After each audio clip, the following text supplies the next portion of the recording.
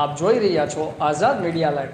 સાબરકાંઠા જિલ્લાના વિજયનગર તાલુકાના રાણી બોર્ડર ઉપર પોલીસ દ્વારા સઘન ચેકિંગ હાથ ધરવામાં આવ્યું। દિવાળીના તહેવારોને ધ્યાનમાં લઈ રાજસ્થાનમાંથી સંભવિત વિદેશી દારૂ અને કેફી પદાર્થોની સંભવિત હેરાફેરી સામે અટકવા માટે ખાસ પોલીસ ઇન્સ્પેક્ટર એલપી રાણા સાહેબની સૂચના દ્વારા વિજયનગર રાણી બોર્ડ ઉપર વિજયનગર પોલીસ દ્વારા ખાસ વાહન ચેકિંગ હાથ ધરવામાં આવ્યું હતું। સવારથી આ સ્થળે સ્થાનિક પોલીસ અને હોમગાર્ડના જવાનો આવતા જતા દરેક વાહનોનું ચેકિંગ કરી રહ્યા છે।